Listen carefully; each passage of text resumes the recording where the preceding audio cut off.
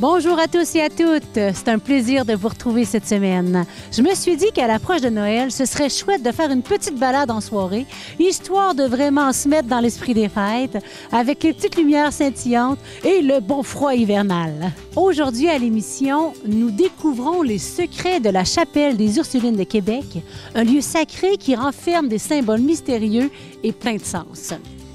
Alors que leur couple était en crise, Brigitte et Hugues ont trouvé un truc pour renouveler leur amour. Mais tout d'abord, nous laissons la parole au cardinal Lacroix qui nous offre ses vœux de Noël. Bonne émission!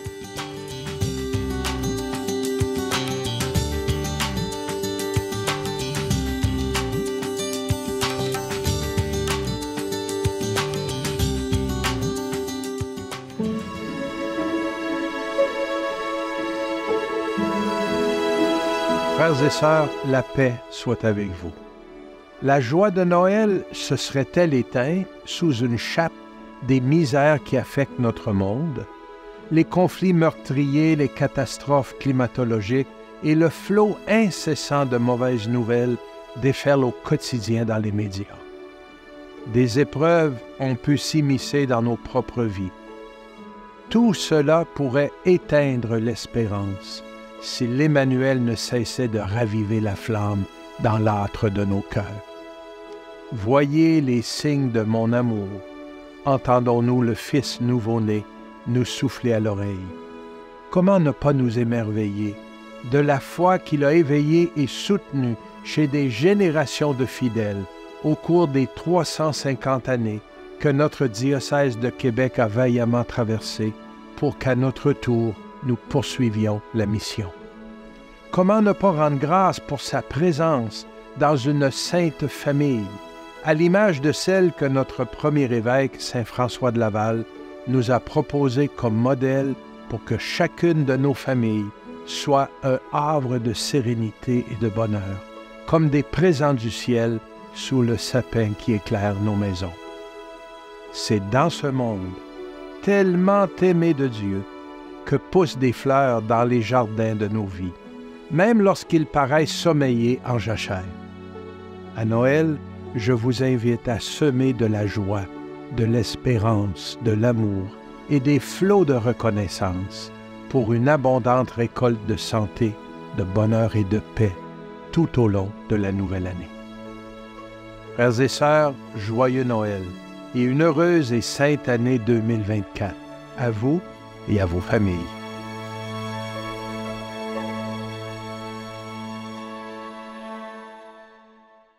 C'est avec beaucoup de plaisir que je vous amène faire un tour à la chapelle des Ursulines où nous avons eu l'occasion de faire un reportage avec un angle assez original.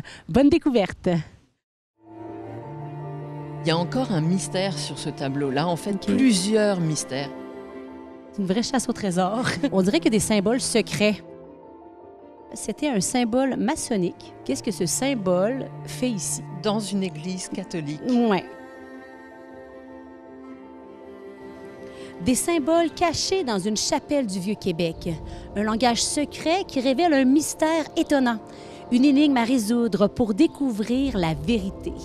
Non, ce n'est pas le scénario d'un roman à succès, mais la réalité d'un lieu sacré, la chapelle des Ursulines. Mais quels sont ces symboles énigmatiques? Que nous disent-ils sur des réalités invisibles? Êtes-vous prêts à les décrypter? Alors suivez-nous dans ce reportage passionnant et découvrez les secrets de la chapelle des Ursulines de Québec.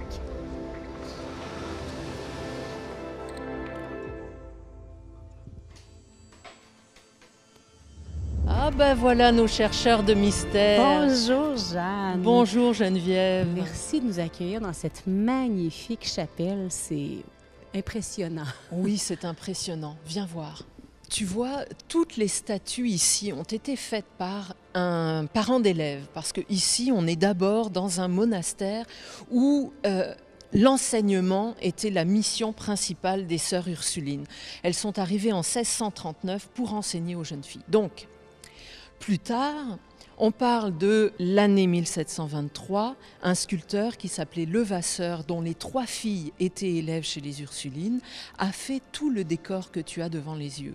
Mais ce n'est pas lui qui a fait la peinture et la dorure, c'est les religieuses elles-mêmes qui ont appliqué à la feuille d'or chaque élément de ce décor. Un travail de moine, un travail de Un travail de monial. De monial, patience et... Mais on parlait de sens et de mystère. Mais c'est pas gratuit, toute cette dorure. Elle est faite pour créer l'émotion que tu as eue quand tu es rentrée. Cet ébahissement, j'allais dire. Oui, c'est ça, cet émerveillement. Parce qu'elles veulent, par la beauté, nous faire toucher à ce qu'est Dieu. Donc tu vois déjà, rien que le fait que ce soit beau, il y a déjà un secret derrière. Il y a déjà un sens. C'est vrai que ça crée un effet wow, je vais dire, là, comme on dit aujourd'hui. Mais je regarde ça, puis il y a comme des lettres, on dirait qu'il y a des symboles secrets. Hein? On parlait de mystère tout à l'heure. Puis j'ai un ami qui m'a dit que IHS, je le vois là, il me disait que c'était un symbole maçonnique, écoute bien ça, qui représente le I pour Jéhovah, le H pour l'initiale d'Hiram, qui était l'architecte du temple de Salomon, et le S pour Stolkin, un ancien maître maçon. Qu'est-ce que ce symbole fait ici? Dans une église catholique. Oui. Disons que plusieurs personnes ont pu interpréter les choses de façon des fois très complexe. Et surprenante. Et surprenante. Mais je vais te dire, c'est tellement plus simple. Okay. Ce sont les 3 premières lettres du prénom de Jésus en grec. A. D'accord. Ça ne peut pas être plus simple que ça. Direct. Au fond, c'est Jazz. Jésus. Jesus. C'est son surnom. Okay. Donc on parle toujours de Jésus. Tu verras que tous les éléments du décor nous ramènent vers ce mystère-là du Verbe incarné. Tout nous parle de l'amour de Dieu qui s'est fait homme pour nous sauver. Tout ce que tu vois autour de toi. Le fameux tableau mystérieux. En fait, ce tableau, c'est l'évangile de Luc. C'est l'évangile de Noël, en fait. Ouais. Hein? Et on voit la présentation de Jésus aux bergers qui viennent se recueillir parce qu'ils ont entendu les anges qu'on voit au-dessus. Justement, c'est beau comment Marie, on dirait, lève le voile un peu. Lève le voile, tu y es Geneviève. Depuis lève le le début, voile. depuis Ça y que est. tu arrives, Ouais. on parle de mystère. Mm-hmm. Eh bien, le mystère chrétien, le mystère de notre foi, c'est pas un mystère qui est réservé à une élite et qui ne peut jamais se comprendre. C'est un mystère que l'on découvre, qui nous est montré, puis que l'on découvre au fur et à mesure de notre foi. Regarde, il y a une première lecture, je me déplace pour qu'on voit bien. Les bergers arrivent avec des cadeaux. Quoi de plus naturel? Ils viennent voir un enfant, ils lui offrent des cadeaux, un panier de fruits et... Des bergers, un agneau. Un agneau. Un agneau. Ce sont des bergers, c'est tout à fait naturel. Donc ça, c'est la première lecture quand tu découvres l'évangile de Luc. Mais quand tu avances dans la foi et que tu connais de mieux en mieux la Bible, tu connais le premier livre de la Bible, le premier livre de la Genèse, et ce panier de fruits, d'un seul coup, il prend un autre sens. On pense, oui, hein, on pense à la pomme, là. Ouais. La pomme du jardin d'Éden, Ouais, la fruit, pomme, là, ouais. le fruit. C'est pas forcément une pomme, mais en tout cas le fruit défendu qu'on représente souvent par une pomme. Donc d'un seul coup, le petit enfant qui nous est dévoilé par Marie, on nous le présente comme le nouvel Adam. Ouais, c'est ça. D'un seul coup, Jésus est le nouvel Adam qui est venu sauver le monde de son péché. Et comment est-ce qu'il est venu sauver le monde? Avec l'agneau mystique. Dans certains tableaux du Moyen-Âge, on voit même représenter Adam et Ève.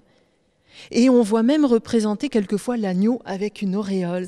Donc c'est vraiment le symbole de l'agneau sauveur qu'on retrouve ici dans le livre de l'Apocalypse. On le retrouve juste en dessous sur le livre aux 7 sceaux qu'on retrouve dans le livre de l'Apocalypse. On le retrouve tout là-haut avec Agneau Dei écrit. Donc c'est vraiment l'incarnation qui nous est montrée par un tableau tout simple qui représente l'évangile de Noël.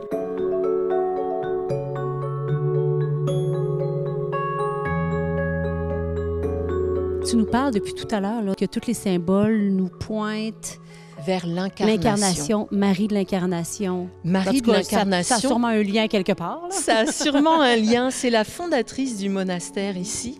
C'est la première Ursuline à être venue au Québec et elle a pris ce nom de l'Incarnation à cause de son amour pour le suradorable Verbe incarné, comme elle le dit. Wow. Le Verbe incarné, c'est une façon symbolique et mystérieuse de parler de Jésus. Voilà, il est partout. Il est partout. Il laisse sa trace partout ici. Hein? Et je vais te montrer comment il laisse sa trace aussi dans le cœur des Premières Nations, dans le cœur des jeunes filles qui étaient les élèves de Sainte Marie de l'Incarnation et de ses compagnes. Allons-y. C'est tout là-bas au fond. On retraverse. Il y a tellement de tableaux ici. Oui, puis le tableau que je vais te montrer, c'est un des plus petits et pourtant c'est un des plus précieux. Okay. Parce que imagine-toi que c'est un des premiers tableaux qui a été peint au Québec. Ah ouais. Par le frère Luc, qui était un récollet, donc qui habitait tout proche d'ici. Et il a offert ce tableau aux Ursulines parce que ce tableau, que nous appelons la Sainte Famille à la Huronne, ah oui, à la Huronne, parle du travail des Ursulines, comme je te le disais. Donc la Huronne, en fait une Huronne Wendat, est à genoux au pied de la Sainte Famille. On y revient, hein? On y vient. La Sainte Famille qui est au centre parce que Saint Joseph, que tu vois à l'arrière, est le patron du monastère et le patron de l'école. Et depuis, c'est même devenu le patron du Canada. Aussi. Ce n'est pas rien. Donc, la petite Wendat a autour de sa ceinture une médaille. Un gros médaillon, là. Qui signifie qu'elle vient d'être baptisée. Okay. Donc, c'est une nouvelle chrétienne. Et regarde, l'enfant Jésus est en train de la bénir. Alors, il fait ce geste-là qu'on voit quelquefois faire par un prêtre ou par un ecclésiastique. Il doit y avoir des choses secrètes là-dedans aussi. Il y a quelque chose de secret là-dedans. Le symbole, en fait, Jésus est en train de dire qui il est. Il est vrai homme et vrai Dieu, et il appartient à la Trinité. 1, 2, 3. Ouais, et donc, il bénit l'enfant. Donc on voit Saint Joseph qui, avec sa main, va chercher la jeune fille. Oui, c'est très tendre. Hein? Oui, hein, c'est comme protecteur. Et on voit que dans l'autre main, il tient le lys, qui représente la pureté de la Vierge Marie dont il a pris soin. Et en arrière-plan, la montagne. Est-ce que ça te fait penser à quelque chose? On dirait le Cap Blanc, là, le Québec. Là. Exactement, c'est la montagne de Québec. Ouais. Donc on voit l'importance de ce tableau. C'est vraiment un tableau qui est fait pour nous. De chez nous. De chez nous. Ouais, c'est magnifique. Ouais. Je pense que tu as un outil à nous proposer pour décrypter tous les symboles de cette magnifique chapelle. Tout à fait, des heures de plaisir. Oui, sûrement. Hein? Ici, nous avons les symboles spirituels de la chapelle des Ursulines de Québec. Et on peut retrouver ça sur notre site internet, le télécharger. Il y a 2 versions. Une version qu'on peut avoir sur le téléphone et une autre version que l'on peut avoir imprimable. C'est-à-dire pour reconstituer un livre comme celui-là. Sinon, là, ici, oui, vous l'avez ici en entrant dans la chapelle. Et ce qui est sympa, c'est que quand vous l'avez sur le site internet ou que vous le téléchargez sur votre téléphone, vous pouvez ensuite passer d'une catégorie à l'autre. Par exemple, toi, ce qui t'intéresse, c'est les anges de la Passion. Alors, tu cliques sur les anges de la Passion et là, tu te retrouves à la bonne page.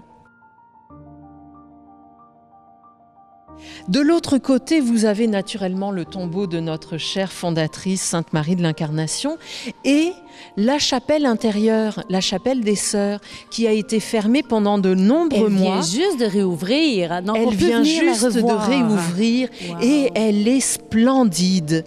Il y a des dorures qui ont été refaites. Il y a toute une visite intérieure qui peut se faire avec des commentaires donnés par les guides du pôle culturel des Ursulines de Québec. Donc c'est vraiment une expérience qui vaut le coup. Et juste ici, de voir cette dorure qui est le cadeau précieux de nos Ursulines pour nous faire découvrir cette expérience spirituelle à travers la beauté. Tu sais que la chapelle a été entièrement rénovée pour des milliers de dollars au moment même où elles ont décidé de déménager. Donc c'est pas pour elles qu'elles l'ont fait, c'est vraiment pour nous. Pour nous, pour la population. Exactement.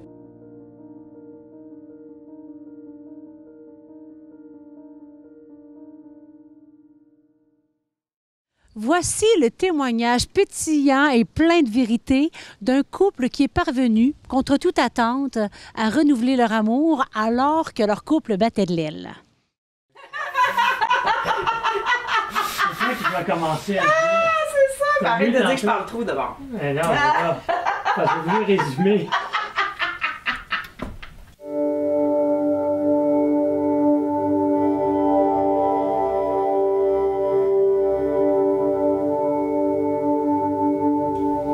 Alors, ça faisait 10 ans qu'on était mariés. Ça allait bien, mais ce qu'on savait pas, c'est qu'on était en symbiose. Je me sentais envahie. Il était jaloux. Sans te rejeter. Il se sentait rejeté. Je sentais qu'il voulait me contrôler. Il m'énervait. Puis, à un moment donné, j'ai pété une Elle crise. prenait toutes les fins de semaine pour aller témoigner. Je trouvais qu'elle avait plus assez de temps en couple et en famille. Il y avait les reportages, la job, les témoignages. Moi, c'était bien important d'être en mission, là, pis tout ça. Fait qu'à un moment donné, j'ai pété ma coche, puis j'ai dit t'es un boulet dans ma vie, puis tu m'empêches de vivre, puis tu m'empêches de travailler, puis tu m'empêches d'être libre, puis tu veux tout me contrôler, t'es un contrôle freak. Puis Puis là, on a vu qu'on avait besoin d'aide. ouais, vraiment. Moi, j'ai vraiment pensé... Bon, en tout cas, on a consulté, on est allé voir une psy. Puis ça n'a pas été long qu'elle a été capable de mettre le doigt dessus. C'est comme Puis si... elle a découvert que finalement, c'est Brigitte qui avait tous les problèmes.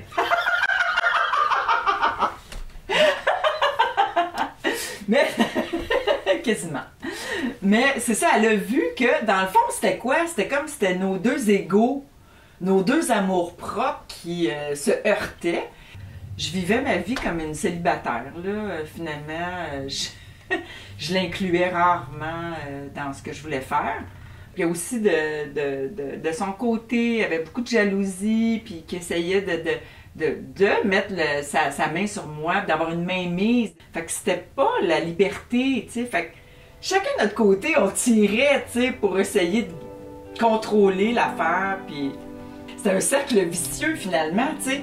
Fait que plus qu'il m'accaparait, plus que je le fuyais, alors il manquait comme un espace, une juste mesure, un espace de vie entre nous. Fait qu'on a décidé de mettre Dieu, là.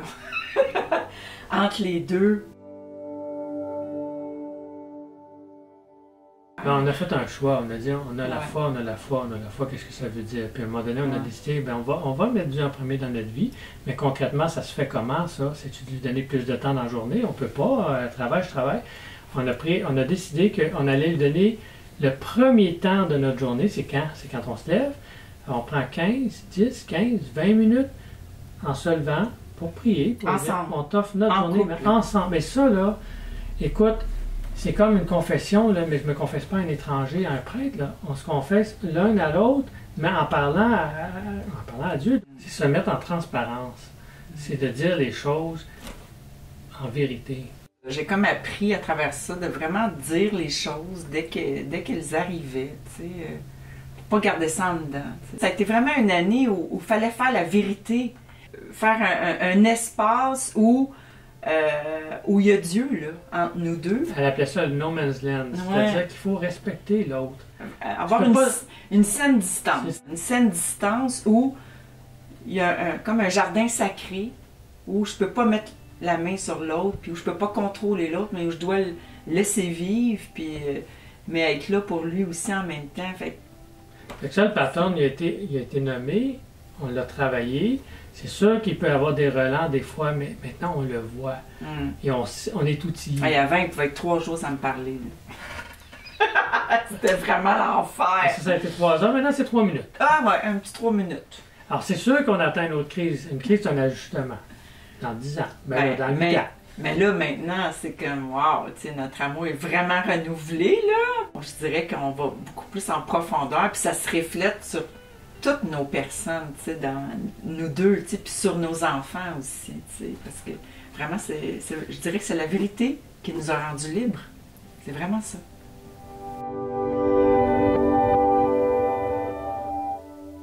La semaine dernière, vous avez apprécié notre entretien sur la guérison de la mémoire avec le père Martin Lagacé.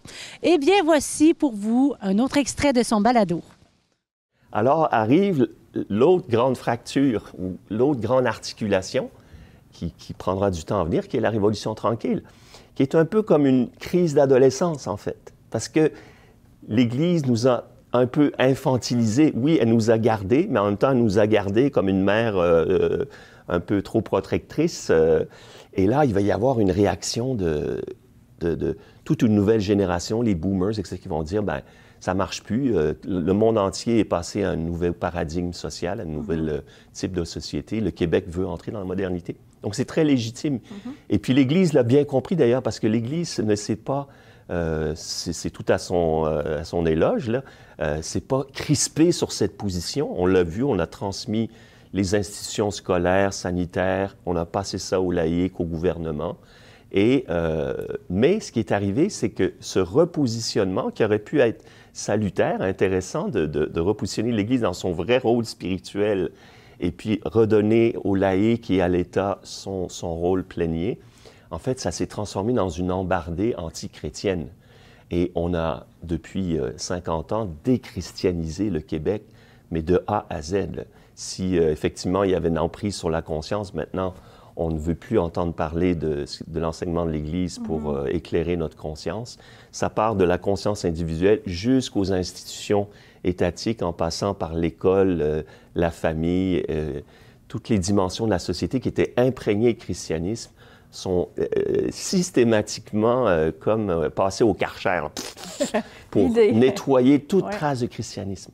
Et c'est ça notre blessure actuellement, c'est que elle est assez commune aussi au reste de l'Occident, mais encore une fois, parce qu'il y a ce contraste si fort, ça fait qu'aujourd'hui, on est un peuple qui est quand même déraciné pour une grande part et qui est un peu désemparé au plan moral et spirituel.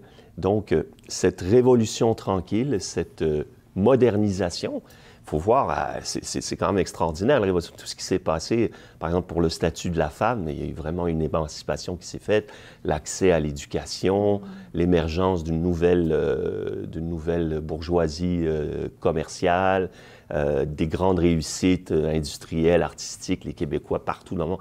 Donc, c'est vraiment un printemps, d'une certaine manière.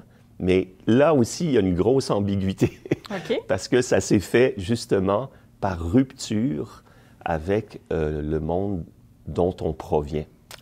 Et du coup, ben, ça fait comme... Moi, j'ai souvent l'image de la société québécoise comme des beaux gratte-ciel, des beaux buildings, mais qui sont bâtis sur le sable. C'est-à-dire qu'au plan humain, il y a vraiment eu un appauvrissement. Et pour moi, comment mesurer ça, c'est par le thermomètre de la famille. Quand on veut, je pense, regarder l'état de santé d'une société, il faut regarder le couple et la famille. Or, la famille au Québec, qui était sa grande force traditionnelle, est maintenant dans un état, disons, alarmant. On voit que les couples, puis je ne veux pas juger personne là-dessus, mais c'est un fait que les couples, ben, 1 sur 2 divorcent quand ils se marient, parce qu'on ne se marie plus au Québec, parce qu'on ne veut pas divorcer. Mais, du coup, ça crée un climat de, ben, quand ça ne va plus, je vais aller voir ailleurs. Fait que la démographie est tombée, une des plus fortes d'Occident. Maintenant, on est parmi les plus faibles et on est une société qui vieillit extrêmement vite. Donc, la pyramide des âges est à l'envers. Alors, mais c'est pas juste quantitativement qu'il y a un appauvrissement, mais c'est qualitativement, c'est-à-dire que des familles, aujourd'hui, on dit que 4 enfants sur 5 n'auront pas les mêmes parents jusqu'à 18 ans au Québec. Ça veut dire que soit ils seront en monoparental, soit en famille recomposée. Et encore une fois, je ne veux pas poser de jugement parce que c'est pas facile, la vie de couple, la vie de famille. Mais de fait, on est dans une société qui se démembre. Pas juste au niveau mémoriel, mais parce qu'elle a perdu son fondement, ses racines, ses références. J'ai une bonne nouvelle pour vous. En tout cas, j'espère qu'elle va être bonne. Dans une semaine, c'est Noël. Cette dernière semaine avant Noël nous invite à vivre la joie de l'attente. Oui, la joie, car nous savons que celui que nous attendons est le sauveur du monde, le prince de la paix. Et Dieu sait si nous en avons besoin de paix en ce moment. Il est l'Emmanuel, ce qui veut dire Dieu avec nous. Il vient pour nous combler de son amour, de sa lumière et de sa grâce. Il vient pour nous faire entrer dans son royaume où règne la justice, la vérité et la fraternité. Il vient pour nous faire participer à sa vie divine, à sa joie éternelle. Mais comment vivre cette joie de l'attente dans un monde qui nous sollicite de toutes parts, nous presse, nous stresse et nous distrait bien souvent de l'essentiel? Pour vous aider à garder le cap sur l'horizon de Noël, sans se laisser emporter par le tourbillon des préparatifs, des achats et des festivités, dans les dernières semaines, je vous ai invité à relever un défi par semaine. Eh bien, cette semaine, je vous en propose tout un. Et pas juste un, en fait, vivre la joie de l'attente en faisant un geste de charité à chaque jour. Oui, à chaque jour. Un geste de charité, c'est quoi? C'est un geste d'amour, de service, de partage, de compassion, de pardon, de réconciliation. Un geste de soutien, de solidarité, de générosité. Bref, c'est un geste qui manifeste l'amour de Dieu pour nous et pour nos frères et sœurs en humanité. Un geste de charité, pourquoi? Parce que c'est la meilleure façon de se préparer à accueillir Jésus, qui est la charité incarnée. Parce que c'est la meilleure façon de vivre la joie de l'attente, qui est en fait la joie de l'amour. Un geste de charité, comment? Il y a tellement de possibilités selon les circonstances, les besoins, les opportunités ou les inspirations du moment. Je vous partage quelques exemples. Donnez de votre temps à quelqu'un qui en a besoin, un ami, un voisin, un membre de la famille, un bénévole. Faire un don à une œuvre de charité, à une organisation humanitaire, à une paroisse ou à une communauté religieuse. Offrir un sourire, un compliment ou un encouragement. Prendre le temps d'écouter réellement quelqu'un qui a besoin d'une oreille. Visiter un malade, un prisonnier, un sans-abri, un réfugié ou encore un veuf ou une veuve. Partager un repas, un cadeau, un livre, une musique, une expérience. S'engager dans une action de justice, de solidarité et de développement, de protection de l'environnement ou encore de défense des droits de l'homme. Vous voyez, c'est infini la charité. La charité, l'amour qui se fait don de soi, quelle belle manière d'ouvrir son cœur. Parce qu'il me semble que pour vivre un Noël plein de sens, c'est ça que ça prend, un cœur ouvert. Oui, c'est là qu'il vient, Jésus, au cœur de nos vies, au cœur de notre cœur. Bonne semaine et joyeux Noël!